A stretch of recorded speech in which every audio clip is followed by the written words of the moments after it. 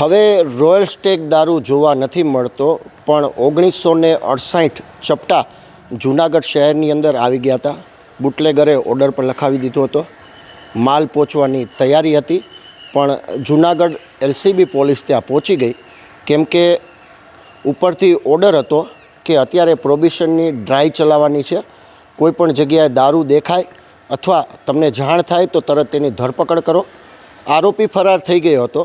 એક તરફ વાત કરીએ તો ભાવનગરની અંદર લઠ્ઠાકાંડની અંદર 9 લોકો મૃત્યુ પામી ગયા હતા. ત્યારબાદ ગુજરાત પોલીસની આંખો ખુલી ગઈ. લોકો પણ હવે રોયલ સ્ટેગ દારૂ પીવાથી દૂર ભાગવા માંગ્યા છે, પણ અન્ય બ્રાન્ડોની ડિમાન્ડ વધવા માંડી છે. 1968 જે ચપટા જૂનાગઢની અંદર પ્રવેશી જાત તો દારૂનો કેટલો મોટો વેપાર થઈ જાત. તે રોકવા માટે જૂનાગઢ LCB મોડી રાત્રે પાદરિયા વિસ્તારની અંદર રેડ કરવામાં આવી હતી અને તેને પકડી પાડવામાં આવ્યો હતો. બીજી તરફ આજે વાત કરીએ તો જૂનાગઢ શહેરની અંદર કોંગ્રેસ પાર્ટીએ પણ ધરણા પ્રદર્શન ચાલુ કરી દીધા હતા. આજે સવારે 12 વાગ્યાની આસપાસ કાર્યાલયથી તે લોકો ધરણા માટે બહાર નીકળતા હતા, ત્યારે પોલીસ દ્વારા તેની ધરપકડ કરવામાં આવી, જેથી કરીને તે મીડિયા લોકો સમક્ષ કંઈ વાતચીત ન કરી શકે. નમસ્તે, હું મનોજ જોશી, જૂનાગઢ શહેર કોંગ્રેસ પ્રમુખ. હાલમાં જ ભાવનગરમાં જે ઝેરી દારૂ પીવાથી લઠ્ઠાકાંડને લીધે જે 9 નાગરિકોના મૃત્યુ થયા અને 35 જેટલા નાગરિકો હાલ જીવન મરણ વચ્ચે ઝોલા થાય છે અને હોસ્પિટલમાં સારવાર લઈ રહ્યા છે. આજે ગુજરાતની તમામ બોર્ડરો પર ચુસ્ત બંદોબસ્ત છે.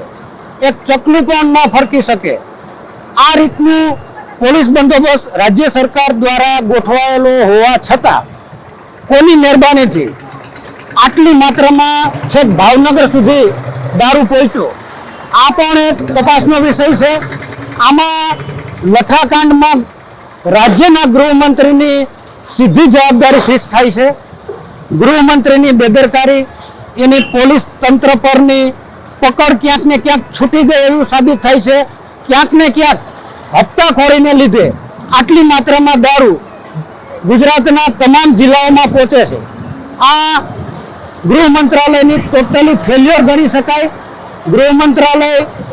ગૃહમંત્રી હર્ષ સંઘવી રાજીનામું આપે એવી માંગ સાથે અમે આજે ગાંધી ચોકે ધરણા પ્રદર્શનનો કાર્યક્રમ ગોઠવવામાં આવેલ, પરંતુ સરકાર દ્વારા હિટલર શાહીથી ધરણા પ્રદર્શન સ્થળે પોલીસ મોકલી અને આજે અમને ડિટેન કરી અને બી ડિવિઝન પોલીસ સ્ટેશન ખાતે અમને શહેર સમિતિ અને જિલ્લા કોંગ્રેસ સમિતિના તમામ આગેવાનોને લાવવામાં આવેલ છે.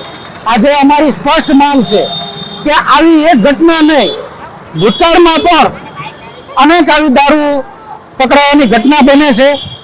લાખો રૂપિયાનો મોટી માત્રામાં દારૂ પકડાય છે. આજે દારૂ કરતાંય જે શૈક્ષણિક સંકુલમાં ડ્રગ્સ પેડલરો ખુલ્લેઆમ ડ્રગ્સનું વેચાણ કરે છે, આજે યુવા ધન ડ્રગ્સના રવાડે ચડ્યું છે. આ તમામ જવાબદારી ગૃહમંત્રી હર્ષ સંઘવીની ફિક્સ થાય છે. એટલે હર્ષ સંઘવીના રાજીનામાની માંગ સાથે અમે જિલ્લા અને શહેર કોંગ્રેસ સમિતિ દ્વારા આજે ધરણા પ્રદર્શનનો કાર્યક્રમ રાખવામાં આવેલો.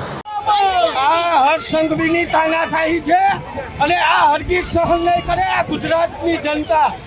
લઠ્ઠાકાંડને હિસાબે આ ગાંધીજી અને સરદારના ગુજરાતમાં દારૂબંધીને હોવી જોઈએ, પણ દારૂબંધી નહીં, પણ દારૂને હિસાબે અનેક લોકોના મોત થાય છે. એટલે હર્ષ સંઘવીએ રાજીનામું આપવું જોઈએ. આજે શું થયું? આજે પોલીસની તાનાશાહી, આ તંત્રનો દુરુપયોગ કરી અને જે અમારી ધરપકડ કરવામાં આવી છે એ સહન નહીં કરીએ. હર્ષ સંઘવીએ રાજીનામું આપે. પણ ધરપકડ પહેલાં કોંગ્રેસના કાર્યકર્તાઓ સાથે જ્યારે વાત થઈ, એના દ્વારા માત્ર એટલે કહેવામાં આવ્યું કે જ્યારે પણ આવા લઠ્ઠાકાંડ થાય છે ત્યારબાદ જ કેમ ગુજરાત પોલીસ જાગે છે? શું તેને ખબર નથી હોતી કે ગુજરાતની અંદર દારૂ પ્રવેશી રહ્યો છે? જ્યારે કોઈ પણ શહેરમાંથી દારૂ પકડાતું હોય ત્યારે માત્ર એક જ પ્રશ્ન ઊભો થાય છે કે ગુજરાતની બોર્ડર છે તે સુરક્ષિત નથી કે તેને ઉપરથી છૂટ આપવામાં આવે છે. તે પ્રશ્નો સાથે ઘણા બધા લોકોના પ્રશ્નો પણ ત્યાં ઊભા થાય છે. જ્યારે જૂનાગઢ શહેરની અંદર એટલો મોટા જથ્થામાં દારૂ પકડાવાથી સમગ્ર જૂનાગઢમાં ચકચકાર મચી બેઠ્યો છે. બીજી તરફ વાત કરીએ તો ભાવનગરની અંદર જિગ્નેશ મેવાણી જ્યારે હોસ્પિટલમાં પીડિત અને પરિવાર સાથે મુલાકાત કરતા હતા ત્યારે તે સમય દરમિયાન કોંગ્રેસ પણ અહીંયા જૂનાગઢની અંદર વિરોધ કરી રહી હતી. એક જ પ્રશ્ન બધાના મોઢે અને એક જ વાત આવે છે કે ગુજરાત પોલીસ શું કરે છે. જ્યારે પણ આવા મૃત્યુ થાય છે ત્યારબાદ જ પોલીસ એક્શનમાં આવે છે. કદાચ આડા દિવસે પણ આવી ડ્રાઈવ થતી હોત તો એવી લોકોમાં માંગણી ઉઠી રહી છે. હું લોકેશ પોપટાણી, નવજીવન ન્યૂઝ, જૂનાગઢ. વૈષ્ણવજન તો તેને કહીએ જે